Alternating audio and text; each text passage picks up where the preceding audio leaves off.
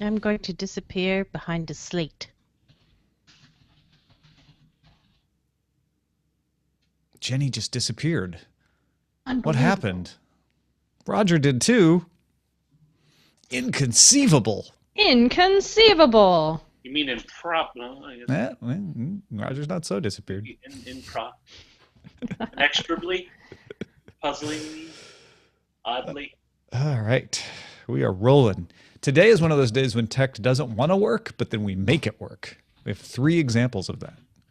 Jenny and Uber, which maybe she'll tell us in the post show, chat for lots of people, and the Alpha Geek radio stream. All right, I think we're probably caught up, so let's do this. Ready? Oh, no. Nope. I'm glad I asked. Nope. Hold on. Hold on. Okay. Now I'm ready. Here we go. When having tea with the Queen, you must remember 3 important things. 1. Pinky up. 2. Never wear a hat more audacious than hers. And 3. Make sure you wear your DTNS t-shirt. To become Queen appropriate, go to dailytechnewsshow.com/support. This is the Daily Tech News for Monday, January 11th, 2016. I'm Tom Merritt. Joining me today, Ms. Veronica Belmont is back from her long march through CES. Oh, it's over. Finally, another year in the can. Yes. You thought you were going to escape CES, and then you ended up having what I imagine might be the longest CES experience you've ever had. I think it was day number shorter probably than the old days at CNET when we would get there like Thursday the week before and be there until Sunday. But that was like, we were doing pre-production and stuff like that. This time I was there got in very late Monday night, early Tuesday morning, 2:30 a.m. Shot all day Tuesday, shot all day Wednesday, shot all day Thursday. Friday, Saturday were stage shows, so it was pretty nonstop. I'm happy to be home, but I saw a lot of great stuff too. Well, good work. Good to have you back. We're going to talk a little bit about streaming music and its future, but let's start off with the headlines. Hey, another VR helmet's got a pre-order date. Pre-orders for HTC's Vive VR headset will start February 29th. Well done, Vive VR. So now we can only celebrate the anniversary of the pre-order starting every 4 years. HTC CEO Cher Wang confirmed the date to the UK Telegraph. She did not offer a price yet. In response to questions about its smartphone business, Cher said the company was, quote, more realistic and was shifting efforts to VR and wearables. That's great. I've always loved HTC's products. I always have loved their design. I think they're a very design forward-thinking company. So I've tried it. I love it. It's going to be exciting. What do you think the price point's going to be though? Do you think it's going to be significantly lower than Oculus? I do. Well, it depends on how you define significantly, but I think it will be a lower, probably by at least $100 lower. And you're still going to have to pair this with an appropriate machine as well. Right. So the total cost of ownership is still going to be fairly high. But yeah, I wouldn't be surprised to see it $399, $499. $399 might be a little cheap. $299. You think they'll go with total loss leader on it, huh? Maybe. See, I don't think they can because they're not getting anything out of selling the games or the machines, right? Although I guess it depends on what their relationship with Valve is. Valve will get something out of selling the games, so. Well, we'll find out very shortly. That's exciting for them, though. Citing sources familiar with the matter, the Wall Street Journal reports Amazon will release a small portable version of its Echo voice-activated speaker. The device is codenamed Fox and will be manufactured by Flextronics International and will be priced lower than the $180 for the current Echo.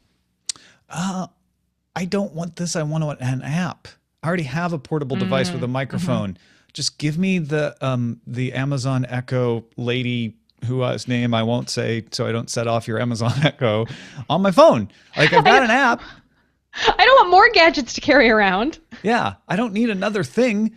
I guess if I don't have an Echo, then I could have a portable one instead, like as a choice. But then why? I don't know. Why do I don't know about this? Yeah. Why do I want it? I'm having trouble. We're waffling on our Echo. I think it may go back to Amazon HQ at some point. We bought it for ourselves. It's not a review unit, and we pretty much only use it for timers at this point and streaming jazz music in the kitchen. And that's kind of it. Like, I haven't really found a ton of other use cases. I don't use the lists. Maybe I should be doing that more. But yeah, I think I'm not really sure what I would want in a smaller portable version that I don't already get in my phone. Unless it is a phone. I love having the ability to like have it stream podcasts or music while I'm cooking, and it's also where I do my shopping list. I'll be honest, I haven't found that much more use for it for me yet. I can use it for my lights and my thermostat, but I don't. I just haven't gotten the habit of doing it. That's nice. Yeah, that is a good feature. Xiaomi announced its latest budget handset today. The 5-inch Redmi 3 has an all-metal construction and a 4,100 milliamp hour battery. Yeah, that's a big old battery. It is only a 720p screen, though. $250 is all it costs, or the equivalent in Chinese money. It's available in China tomorrow, where you can buy it. Is it just me, or is it it feels like every time we do an episode on Monday, there's a new Xiaomi phone? I just feel like we were putting this in the lineup. I'm like, wait, didn't we already get one? No, I guess that was a different Redmi when we they put out phones quite often, but $250 with a 4,100 milliamp hour battery life is pretty compelling, I have to say. AT&T announced Monday that new and existing mobile customers can sign up for an unlimited data plan as long as they also subscribe to DirecTV or AT&T's Uverse TV service. Mobile plans will run $100 for the first line and $40 for additional lines. Get 3 lines, and AT&T throws in a 4th line for free. TV starts at $19.99 per month for the first year, rising to $49.99 per year after that, though existing mobile subscribers can... What'd you say? I think $49.99 per month. That's per month. Yeah, that would be real cheap. I'm Ron Burgundy.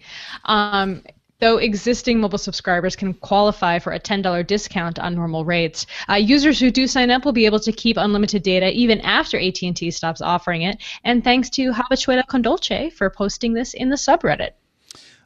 Interesting move, I think, for AT&T to say, let's use the big carrot, which is unlimited data, to get people to subscribe to our old-fashioned television service. I mean, DirecTV I was a fan of DirecTV. I was a subscriber of DirecTV for years and years and years, but I finally got rid of it because even DirecTV was more expensive than having, or at least enough of an expense that without the control that I would rather just be able to subscribe to things over the internet myself. Yeah, I remember you were a big DirecTV guy for a while there. Yeah, it's from 2001 all the way until this year. The next web passes along that Eddie Q from Apple told the Wall Street Journal that the reported number of users of the Apple News app is lower than reality because of a glitch. In other words, more people are using Apple News than Apple has been telling its partners. And the partners are probably happy to hear that they're going to get bigger numbers anyway. The company is fixing the bug. Apple announced in October that 40 million people had tried the app. This doesn't really affect us as users of the app, but if you're a partner, for one thing, you're going to now have the trouble of taking new numbers and going to your advertisers that were in there. I don't know how it works. I don't know if Apple covers that for you because of the revenue sharing through the app or how or what that does. At least it's better than they thought. Yeah. On the upside, I suppose. Yeah. Ford said on Sunday that it will conduct tests of self-driving cars in winter weather, including snow. The tests will happen in a 23-acre testing ground run by the University of Michigan at M-City. Ford has been testing its sensors in the snow for more than a year now. Recode notes Google has reported snowy conditions testing of its fleet, likely in the Lake Tahoe area. That's what the sources say anyway. And of course, Uber is doing testing at Carnegie Mellon in Pittsburgh, which also has snow. So has snow there. Yeah. So this is good though. This is not to slam Ford in any way. M-City is a big testing area, and lots of manufacturers should take advantage of that and do it in the snow, because winter driving has been one of the things we consistently hear from listeners of Daily Tech News Show who say, "Yeah, I'd love for self-driving cars to come to my area, but I'm not sure that they can drive when you start getting a couple feet of snow on the ground." Well, to be fair, I think, a self-driving car may be better at not oversteering in the event of slipping on ice or doing something like that human drivers tend to initiate quite frequently in bad conditions. It's the lane tracking that is apparently the real difficulty. And so what Ford was saying is, they have to rely on landmarks and signs and GPS and things that it can't tell when it's on a nice flat piece of ground with, with lane markers and everything. Yeah, that's a very, very good point. But yeah, I think you're right about the ability to drive more safely in the conditions. That's another thing about self-driving cars. On Monday, Ford announced an app called Ford Pass. So this is another announcement. The Detroit Auto Show is happening. That's why you're getting all these car announcements. Yes. It can book parking spots through ParkWiz and Parkopedia, and also use the airport car sharing app Flight Car. It can schedule Ford vehicle maintenance, although anybody can use it. You won't be able to schedule vehicle maintenance if you don't have a Ford. And so you can speak in person with guides, either through chat on the app or in person at a Ford hub. The service launches in April in the United States and Canada, with Europe, Brazil, and China to follow. The first Ford hub will be at the World Trade Center Mall in New York, and they plan to expand to Shanghai, San Francisco, and London after that. McDonald's and 7-Eleven were also announced as loyalty program partners. I feel like Ford is trying to say we're not just a car company anymore. We're a transportation concierge in some way, and I think that's smart for them to experiment with. Looks like they're being pretty innovative, which I think is cool. Although I've never heard of ParkWiz and Parkopedia or Flight Car. So Flight Car I had heard of. Times? Flight Car allows you to park your car for free in exchange for allowing it to be rented while you're away. It's one of those. Okay, Yeah. I've heard of those services, but I haven't needed to use it yet. But that's interesting. I would like to know. So parking in San Francisco is a big problem, and in fact, someone in my neighborhood got yelled at for trying to promote one of those like park sharing services, where it tells you where the parking spots are, or people can rent their parking spots like for other people, and all the neighbors flipped out. They were not happy about that idea. That was a big problem in San Francisco, yeah. Yeah, that's a talk for another day for sure. Spsheridan wanted us to mention that as part of software version 7.1, a Tesla autopilot feature called Summon enables the S and X models to park or unpark themselves without the driver inside. The feature has to be turned on by the owner in the driver assistance settings, and the driver has to be within 33 feet. It can be operated with the key fob or smartphone app, but that's just the beginning. CEO Elon Musk said, "I think that within 2 years, you'll be able to summon your car from across the country." What he means is that technology will be ready in 24 to 36 months. He had to go back and clarify several times that no, he didn't think your Model S would be able to drive from New York to LA without you within 2 years. I mean, to be fair, that's what it sounded like he was saying. It is what he said. That is literally what he said. Yeah. I mean, it's pretty close to what he said. But yeah, and they also had to, in the software update, they had to change a bunch of the restrictions. They had to put more restrictions in for the automatic driving, because they had said, people, please keep your hands on the wheel, even if you're using the new automatic driving, but people weren't doing it. So I'll be interested to see what restrictions have to be added to the new Summon system. This, again, you have to be within 33 feet of the car, so it limits what you can do. And it can only go forward and backward. It can't do turns or anything like that. Okay. That makes sense. The SANS Industrial Control Systems team issued a report on how attackers achieved the temporary power outage that we told you about that happened in Ukraine on December 23rd. Black energy malware, according to this report, did help the attackers gain access. They were then able to somehow, not through the malware, remotely trip circuit breakers and then use kill disk to try to wipe out their traces and prevent recovery efforts. There was also a phone denial of service attack to block customer reports of outages. The report says there may have been some direct interaction involved by the attackers, and they do not believe the malware was the direct cause of the outage. It wasn't an infection of malware caused the outage. The malware just gave them access to the system, essentially. Isn't that what happened in that movie? What was that movie? Swordfish? Yeah. What was the movie with Chris Hemsworth? Isn't that kind of what happened? Swordfish, right? Yeah. Yeah. That movie was not great, but it was okay. Yeah. And this has been something that people have been saying, this is going to happen, this is going to happen, this is going to happen. In fact, Len Peralta predicted it in our predictions episode. And it has now happened. But I think the upside of it, aside from, there's no upside if you're someone who lost power, is that they didn't lose power for very long. They were able to recover from it. And now they have a profile of the kind of attack that can happen. And this hopefully will serve as a wake-up call to anyone in the industry who hasn't already woken up, and lots of them have, to the idea that they need to lock down the systems and make them as secure as banking and everything else that is connected by a network. Beatmaster is saying Swordfish was Hugh Jackman and Travolta. I'm thinking. Oh, that's right. Swordfish was Jackman. The other hacking movie. What's the other hacking movie called? The one that just came out like. Well, there's a year like and a half so ago. many hacking movies. The one with Chris Hemsworth. I always call him Helmsworth, like he's the captain of a Black ship. Hat. Black Hat. Black Hat. Thank you, Jenny. Thank you, Jenny. Black Hat. Thank you. Okay, we got it. Yeah, that's the one. Swordfish was the terrible hacking. Swordfish movie was with, Travolta. Like, Yeah. I'm in a cube. That was the Here's one where the visualization of screens all hacking. had like 20-foot type so that you could read it on a movie screen. Right. Oh, weird. Oh, it's my turn. 9 to 5 Google passes along that Tech.Sina reports that the president of Lenovo's China region, Shen Zhudong, says Google is on track to bring Play services to China sometime this year. I'm sorry if I said that wrong. No, it's another brick in the rumor wall. I don't know. Better metaphor is available at your request.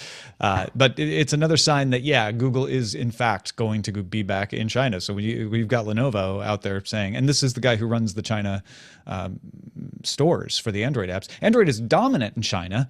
Just none of those Android devices run the official Google Play services. So Google could come in like a house of fire if they were able to negotiate the approvals to do so. It's a lot of people. Yeah. It's a lot of people. And then following up on that Juniper Networks story, Juniper said late Friday that it would ship new versions of security software in the first half of this year that no longer will rely on random numbers generated by dual elliptic curve technology, which has been in use since 2008, 1 year after veteran cryptographers had begun to raise questions about the use of dual elliptic curve. A presentation at Stanford on Thursday showed several ways Juniper's code had been changed in 2008 to make eavesdropping on VPN sessions more possible or easier, possibly on purpose. Juniper had changed a bug, if you remember, that prevented VPN sessions from being hijacked in a particular way, but they were criticized for not taking out the underlying code from 2008. Now they finally said, okay, fine, we're just gonna take out that controversial code. Just take out the code. Yeah, just take it out. Just take it out. Just take it That's what we out. said, and now they've finally done it. Oh, good. Well, thanks for listening to us. Yeah, about time somebody did. Thanks to everybody who submits on our subreddit. We love you. We appreciate you. The moderators in there especially. Get in there and vote on stories. It helps us put together a better lineup every day. Thanks to you at dailytechnewsshow.reddit.com. And that is a look at the headlines. So Nielsen published their 2015 year-end music report. Hat tip to Sarah Perez at TechCrunch, who did a great rundown of what's in the report. It's a very long report. She did a very, very good report pointing out one thing, that Billboard does a thing called a stream equivalent album. Yes. Isn't that fascinating? I thought this was absolutely fascinating. I had no idea that this existed, and it's methodology. It's 1,500 song streams equal one album. So that's what they're comparing it to. So if you stream a song 1,500 times, that's like, I bought the album. That's like that's about the equivalent amount of money's worth, I suppose. It's a back of the envelope calculation. Because when you buy an album, you get unlimited streams of that. But every time you stream something on a streaming service, you're generating a small amount of money, and it's often criticized as being too small. So Billboard says, well, how much would be equivalent to them buying the album and being able to stream it as often as they want? They say 1,500 song streams. And as you can kind of imagine, streaming has just continued to skyrocket. People are definitely streaming a lot more music. On-demand streaming services grew to 317 billion streams, which was almost double from 2014 at 164.5 billion. Video grew 101.9% to 172.4 billion, and audio grew 83.1% to 144.9 billion. But I was also really, really amazed to see that the primary way that people are still discovering new music significantly more than any other source was radio. Yeah. And this is FM, AM, and Sirius XM. And I realized looking back in the past 3-4 years that for me, XM was the killer app for me discovering new things until I switched over to Spotify and canceled my XM account. But I was really discovering a lot more music in the car, just on my way to wherever I was going, listening to music on the car radio instead of using an app.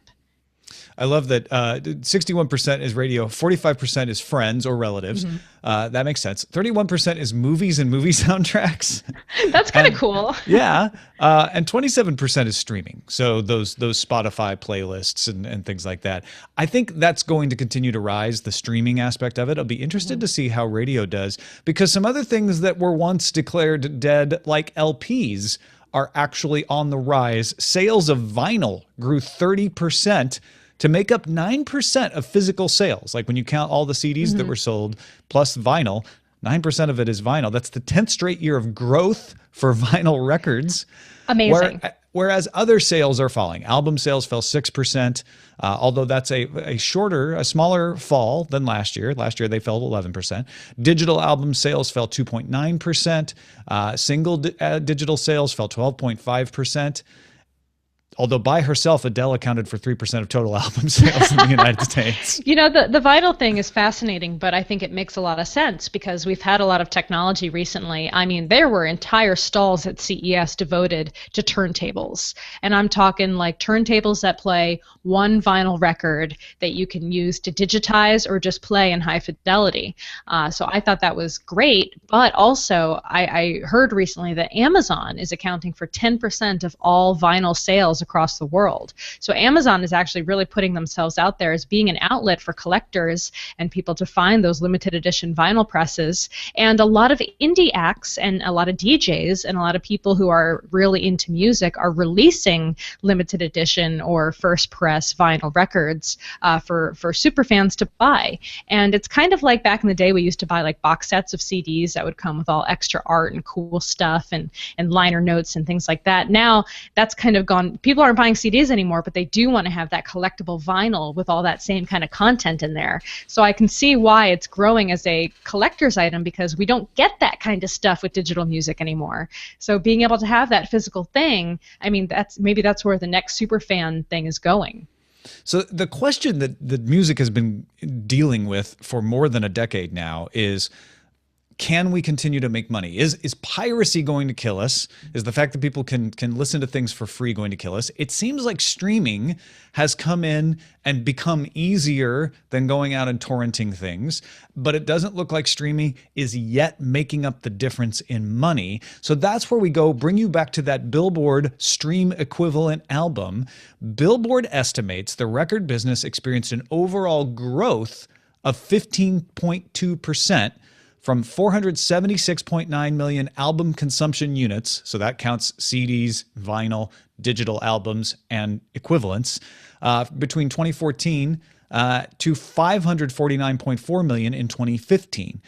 If you believe this back of the envelope equivalency, and if you believe that, yes, in fact, more people are listening to more music in legal channels that can be monetized than did last year, that's a positive for the music industry. It says, look, all we have to figure out is the details of how we get paid and who gets paid to make their music. And that leads us to the last part of the Nielsen report we want to talk about. 32% of people spend their money on concerts, 13% on physical items, whether it's vinyl or CDs, 11% on satellite radio, 11% on digital, 10% on festivals, so that makes the live aspect about 42%, and 7% streaming. People just aren't buying streaming because they say, hey, I can get a free version and maybe it's too expensive for streaming yet. They're spending most of their money on concerts.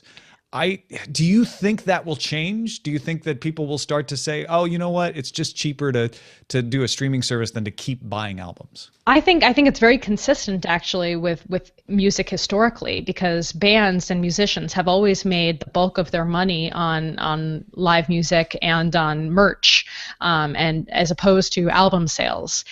So I think that this is kind of consistent with that idea that labels and acts are really putting a lot of their energy into concerts and promoting those events and things like that, as opposed to maybe trying to get people to stream as much as they used to. I'm not sure. This is all conjecture. Yeah, of course. But I mean, I don't know how it's ever going to be really profitable. I mean, we see big event days, like this is obviously one of the saddest days in music history today with the news of David Bowie passing away. But what did Spotify do? They immediately made playlists of Bowie's music and slapped it on the front page, and every single one of my friends on Spotify was streaming Bowie today. And that kind of thing doesn't always happen, but you can imagine that building curated lists around big events or releases or things like that is a way to kind of condense and consolidate some of that attention and get people to stream a lot more of a certain act or artist than they previously would have, because it's just hard. There's so many options out there, and so our interests are so spread across so many genres and bands and musicians. It's hard to really find something and be able to quantify that. Yeah, I'm looking at these stats on spending, and the other thing that occurs to me is how we always think, oh, it's the young kids who are doing the streaming, right? And it turns out it's not exactly true. 7% of total people do streaming. 9% of the millennials, 18 to 34, do streaming for spending. 8% of the teens do spending. Now, maybe that's because they just don't have their own wallets, but they're buying digital tracks and albums. In the 25% of teen spending is on digital tracks or albums. 13% is on physical forms. That's more than the millennials.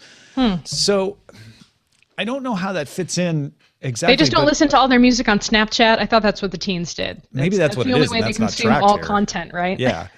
I'm joking. I mean, that can't be real. It's 10 seconds of a song. And I think a lot of them do listen on free tiers of things. For instance, you can go to YouTube and you can stream lots of music. You can go to vivo.com. You can stream lots of music without paying a cent. So that doesn't seem to be captured here yet. But they do spend money on concerts, all right? To bring it back to what you were saying, teens spend 31% of their money on admission to live music concerts. They spend a little less money on festivals, 9%, whereas millennials spend 29%, so a little less money on live music concerts. They go to more festivals, but that tracks pretty close to the overall total when you include all age groups. Yeah, it wasn't too disparate, I think, between the age groups, which I found interesting. Though I thought, I think I expected a little bit more out of the people of what do they call us in that bracket? Where do we lie in that bracket? Old folks, is that what they call us? Yeah, off the we don't care. They're going to keep well, I guess buying, technically I'm still a millennial, barely. They're going to keep buying the music of their youth and not buy anything new. I would like to see the next level. I would like to see the grown-ass adult level and see how that breaks down, because I feel like all the adults over 34 that I know do stream a lot and listen to things like Spotify and Pandora a fair amount. So I would like to see that break down a little bit further down the line. And Neshkop asked that this doesn't include YouTube or Vivo. I sort of misled you when I said that. The spending doesn't, because this means they're not spending on the tier like the YouTube Red that takes away the ads. The overall tracking did. Nielsen did track Spotify, AOL, Beats, Cricket, Google Play, MediaNet, Rdio, Rhapsody, Slacker, Xbox Music, YouTube, and Vivo in this. But if you're listening to obviously, if you're listening to the free tier, that's not going to be counted in your spending numbers here. So I think this is a positive for the music industry. It says, look, people are listening to music in legal channels more so than ever. At least that's what Billboard's estimate is saying, and the numbers seem to fit. It's just how they're able to spend it needs to be fine-tuned to make for a healthy industry. Mm-hmm. And again, big ups to Sarah Perez for putting together this very comprehensive breakdown of all this data. Data like this isn't always very interesting, but I found it like very engrossing to go through and look at the trends and see how much it's changing in the past couple of years. Yeah, and I think 91% of people in the U.S. listen to music. So the 9% of you who don't, and I actually know a couple of you in the audience who don't. Like, I don't care. Don't care about this. Yeah. And that's fine. But for the rest of us, we want to know, like, what are our options going to be? What do you use personally to listen to most of your music? Me? Yeah. I've switched over almost completely to Spotify. So you just listen to it on your phone that way? I listen to it over Sonos primarily, or using the app in the car.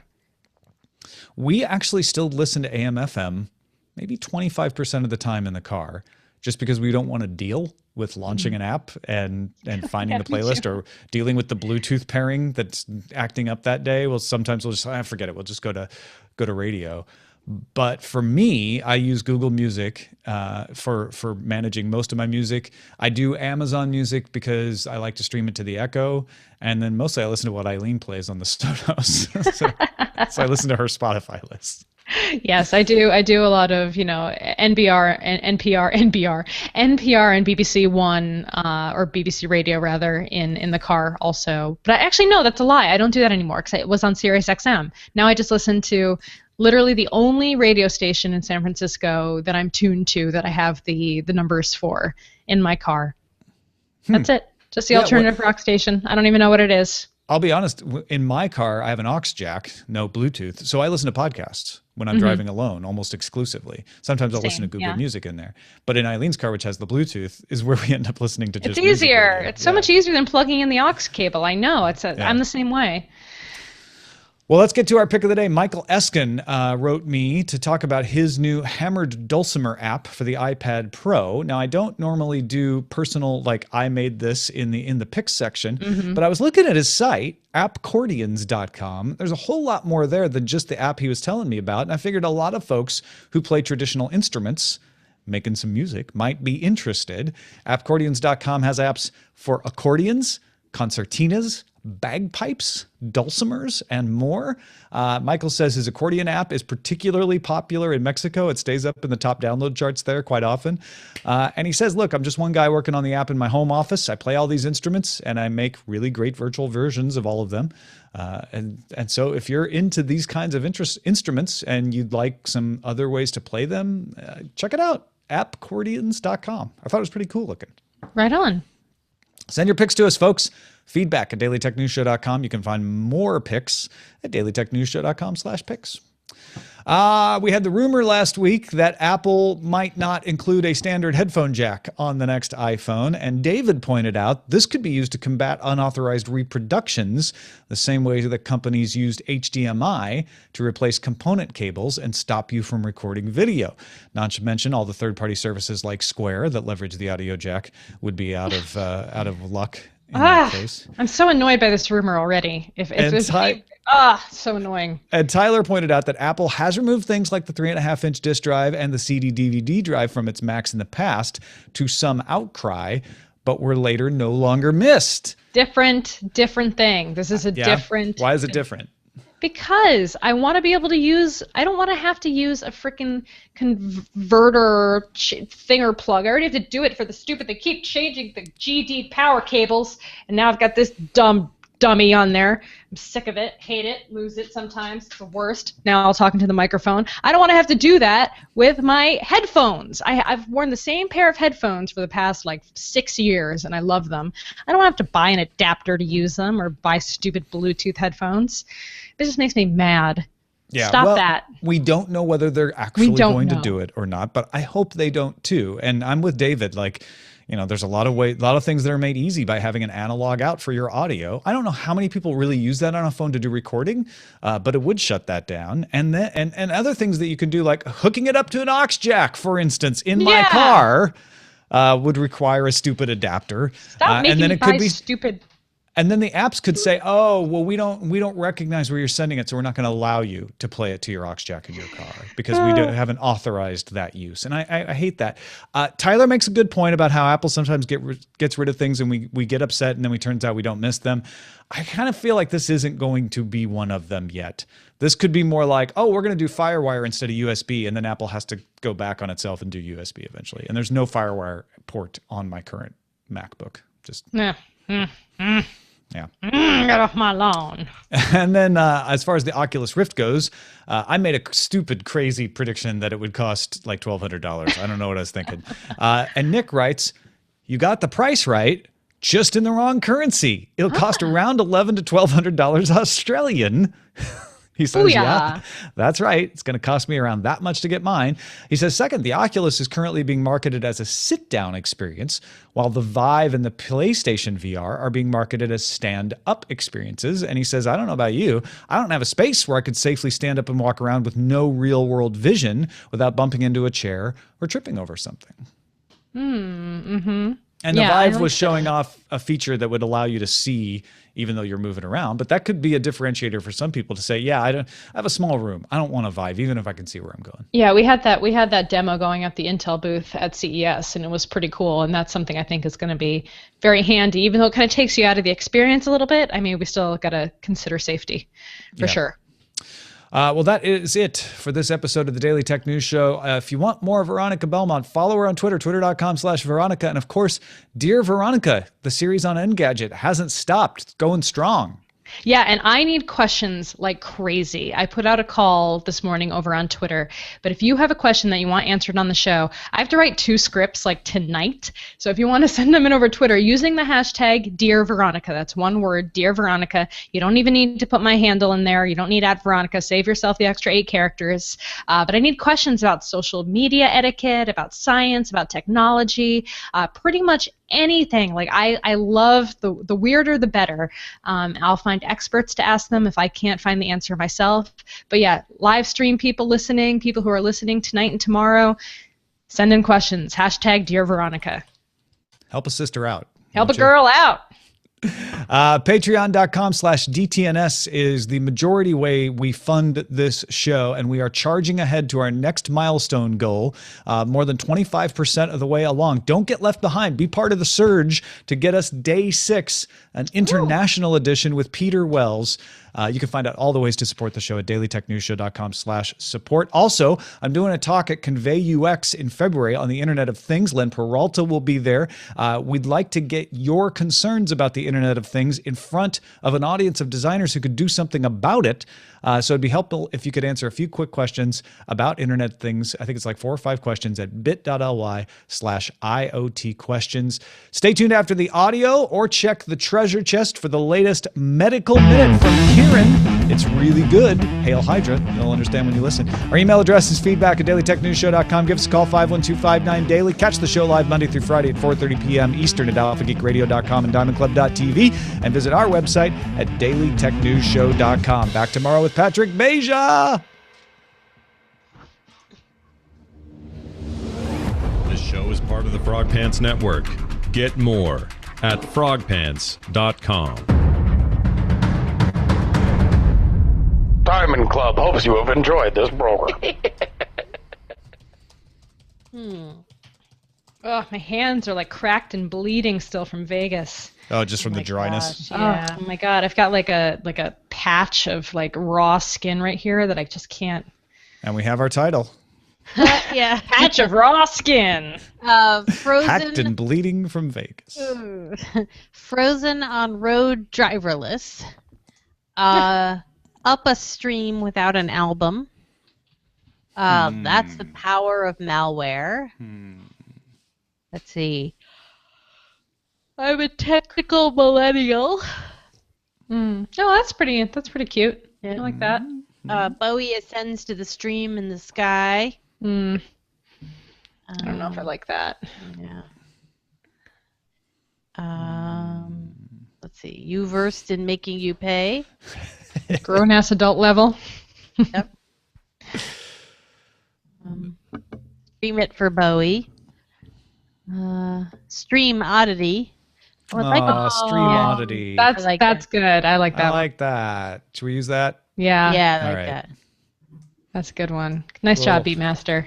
Little hat tip. That's good. He's a star man. I should actually do honor to David Bowie's memory by not saying that. Yeah, it's weird. There are not many people who fill up my entire feed on Facebook across the board like David Bowie did this morning. Yeah. I love the if you've seen the Bowie's in Space song from Flight of the Conchords. No, I have to. That's one of the ones I have to look at. Yeah, I'll share it in the chat. It's the best. It's so good. My favorite is the one where he and Freddie Mercury are doing Under Pressure, but with no music. It's just the vocals. It's incredible. Those are 2 top-notch people. Yeah. Although Freddie Mercury doesn't like Star Wars. What? From Bicycle, the Queen song Bicycle. I've never been big on Jaws and I don't like Star Wars. I don't You say believe black, I it. say white.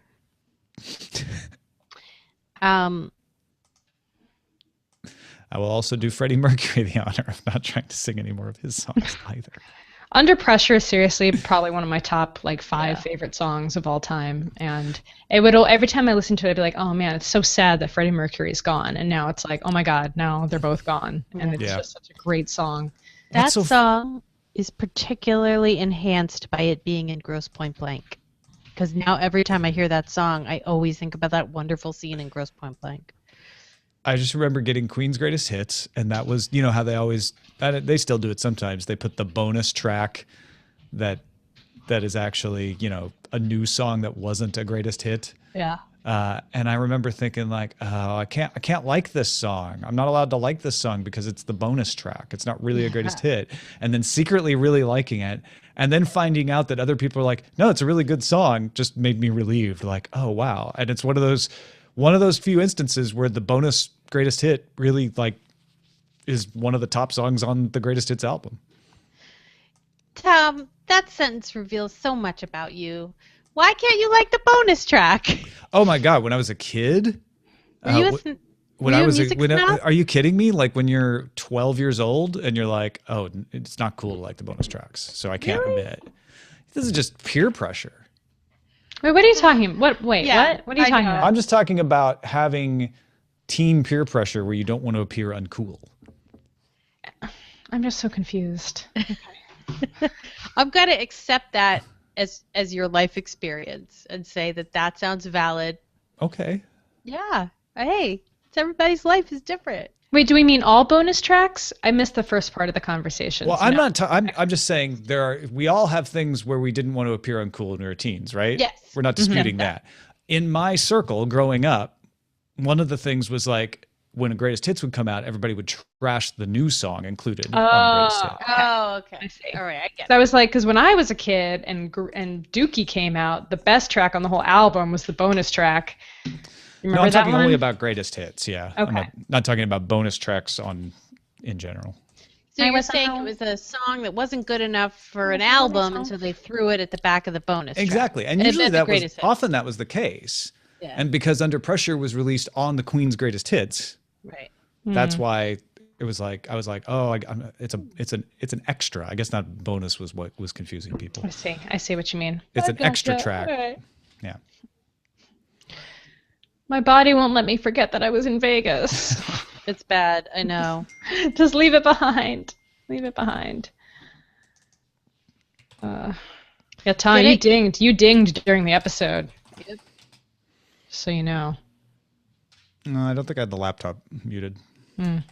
Getting out on Thursday morning early did wonders for my CES experience.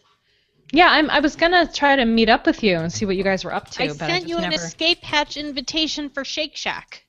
I didn't see that. You didn't see that? No. This was when you were sad about being in a dinner by yourself.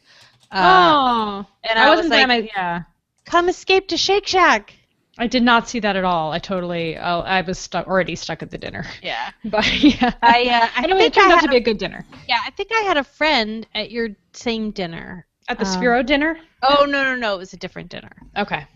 The Intel dinner. Oh, yeah, no. I didn't get Ford? No, maybe that was dinner. I don't know Ford. why. I get confused. My friend works for 2 different companies.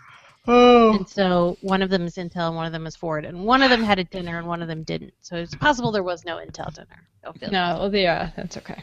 I've decided to move to Glendale, California, okay. Because you can live within a block of a Shake Shack, an In-N-Out, and a Din Tai Fung. Oh my God, I want Din Tai Fung. Oh, now you said it, and it has to be done. done. Yeah, the fact that there's a Shake Shack coming to Glendale and West Hollywood is very exciting. Yeah, well, the West Hollywood one will be doable for you, right? Yeah. Totally. We'll probably just overshoot and go right to the Glendale one, so we can go to Din Tai Fung after Shake Shack. So good. I don't know though. I haven't been there as a pescatarian, so I don't know how that's going to change my dumpling situation. I think it might severely change my dumpling situation. I've not yet heard of a fish dumpling. Or just like a vegetarian dumpling. I don't know. They might. They gotta have them because Ryan. Oh, they have vegetarian ones for sure. Yeah. I don't know about fish dumplings. I just want vegetarian. I can't imagine they Can you eat shrimp or no? I do eat shrimp. Oh, yeah. I can eat Well, shrimp. no, there's you get hako. That's shrimp. Okay. That's good. Just believe me. I went to China Poblano in the Cosmo for dinner by myself one night, and it was amazing. It's Mexican and Chinese food. So you can get like tacos and also like sesame noodles. Wait, but it's not fusion? It's like It's not fusion. It's like totally separate. It's the best idea ever. But it's just like you just order. It's like small plate style. Oh my God. So I got queso fundido, a fish taco, and a big bowl of cold sesame noodles. That's fantastic. Yes, all my favorite things. It's so good. That's a good place. Yeah. I ate there once. It's a Jose Andres restaurant. Yeah. Very fun. So much great cocktails. I just sat at the bar and chatted up the bartender for like an hour and a half and just like shoved food in my face. Oh, and I met a fan. I met this David came up and said hello. He was a Buzz Out Loud fan. Oh, sweet. Oh, David. I remember David. I don't think so. But he was really nice. I had a lot of Buzz Out Loud fans come up and say hello at Intel, which was cool. Did you say, well, you should catch me on Daily Tech News Show? I did. I like said, Buzz Out well, Loud you know, all over Tom again? and I are still working together. A lot of them knew what you were up to, which is good. They're like, oh yeah. People always know what you're up to, and they never know. They're like, so what have you been doing for the past 10 years? I'm like, oh. That's because I do it's always, daily. I hear you on, it's always, I used to hear you on Twit a lot. Uh-huh. What are you doing now? I get that one sometimes as well. Yeah. I used to hear you on Twit a lot. What are you doing now? I'm like, I'm on Engadget. That's why one should always stay a producer, because then you never have to worry about that. And if somebody recognizes you, that's very nice. Mm-hmm. But it's not to be expected. It's always the old thing. It's always the Buzz Out Louders, and sometimes I get Tixilla. Where's Kate? I know where Kate is. Kate Patella. Yeah. I mean, we were getting emails wondering where Kate Patella went after she left Screensavers in 1999 when Tech TV closed down in 2004. Some people just, it takes like them a while to 2 catch hours up. later, you'll see her. I guarantee it. Been on the dial. Hi, Ellie. Say hello. Hi, Ellie. Ellie belly, bo belly, banana fana fofelli, me ma mo belly, smelly Ellie. Oh. She's beating up Daddy to the beat. Ellie, look over here. Do you know your name? Hey, banana cake. She's waking up. Hey, pudding face. I can tell. Hey, sleepy burger. We went from Daily Food News Show to Daily Baby News Show. Yeah. It's the best. You need to get Is she Bodega. talking? Is she making sounds? Oh, yeah, she's been making sounds for the past month and a half. 2 months. Bobo actually came over. Yeah, get Bodega on the camera, and then somebody start a rock band, and we'll have everything we need for high ratings. I'll get Bodega up here. I have an internet-friendly Pomeranian. We can do this. That is the If one. we could get two dogs and a baby in a rock band. That's right. Oh, that's a big dog. Hi, Bodega. Oh, look, it's a dog. Look. Look, Ellie. Oh my gosh, this is the cutest. Somebody screen capture this. Hi. What's that? See that? Jax is like, why are you torturing me? Say hi, it's Jax. Hey, Jax, you want a treat? Oh, snap. Yeah, Boo Boo. Jax, you want a treat? You want a treat? Oh, he's so cute. Do you want to go for a walk? Cute. Oh. He knows that word. Don't go say for that a walk? word. I already gave this one a W. Oh, that's true. That'd be. Oh, he's so cute. Look at her. He or she? She. Oh, she's so cute. She's as big as I am. I was like, she's so human. She's just hanging out. She's a baby. Of course she's human. I was talking about Bodega. My fur baby. Oh, her ears smell so good. Oh, hi. Is she a golden? She's half golden, half yellow lab. Yeah. Ooh, my baby's half too. She's a Goldador. Staying right away from that. Oh, she's pushing off. She's pushing off. Oh, there we go.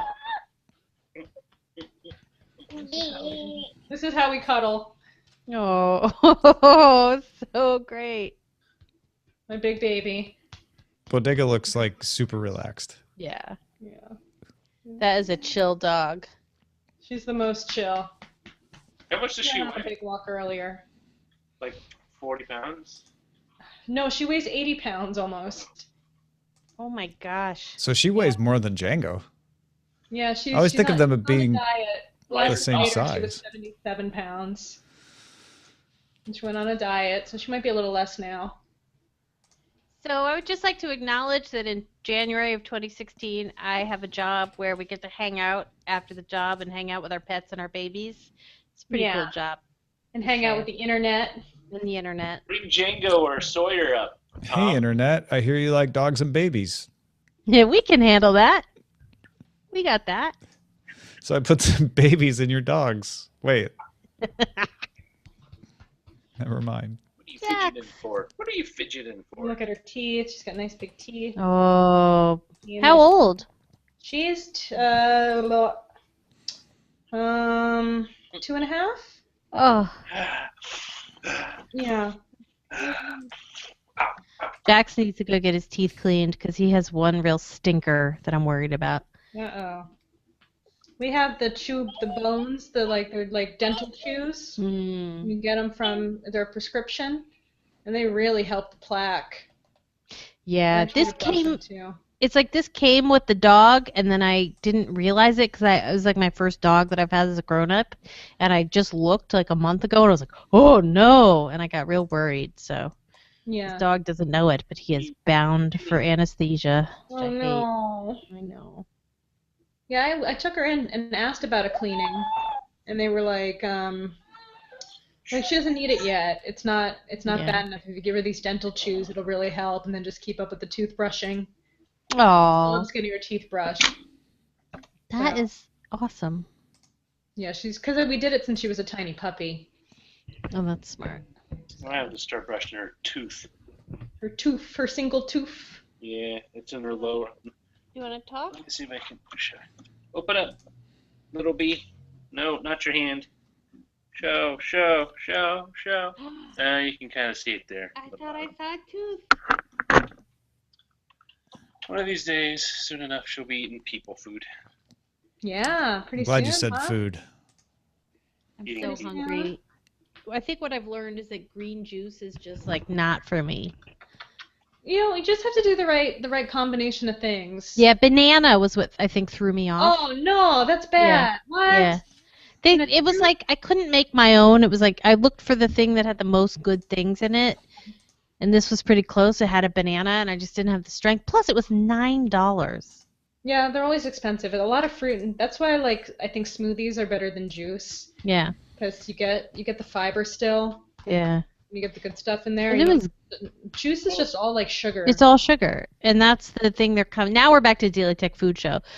It's all about the new medical consensus to replace last year's medical consensus is really that like it's basically sugar and carbs are evil. You should eat a lot of fat and a decent amount of protein. Well, the thing the right kind of fat. Sorry, the right kind of fat. You need sugar, you need carbs. The key is that you just need to eat the right amount for your body. And the amount for sugar is like almost none. Well, it's, a lot of people. Well, it also depends on what kind of juice you're buying. Like, if you're buying a juice cocktail, that's typically like less than 10% actual juice. Furthermore, fruits. No, juice is just sugar. Like, there's no way around it. Like, juice is sugar. Well, no, I'm saying that fruits in general, including some root vegetables like carrots, are high in sugar, and they generally, if you're like when my wife was had gestational diabetes, they had all these things like, you shouldn't eat too many apples, shouldn't eat too many carrots because they're high in sugar. I mean, they're grown that way for a reason. Yeah. Right. That's a bummer. When fruit and juice is bad for you, it's a bummer. Well, I mean, it's just fruit is not bad for you. No, fruit is not bad for you. But it used to be, it's like, you could just eat I don't know, whatever. Everybody's body's different. I'll leave it at that. Yeah. All right, well, that is it. Thanks, everybody, for watching. Thanks, babies. Thanks, dogs. Thanks, food. I'm going to stay like this people. for a while. I know. Why would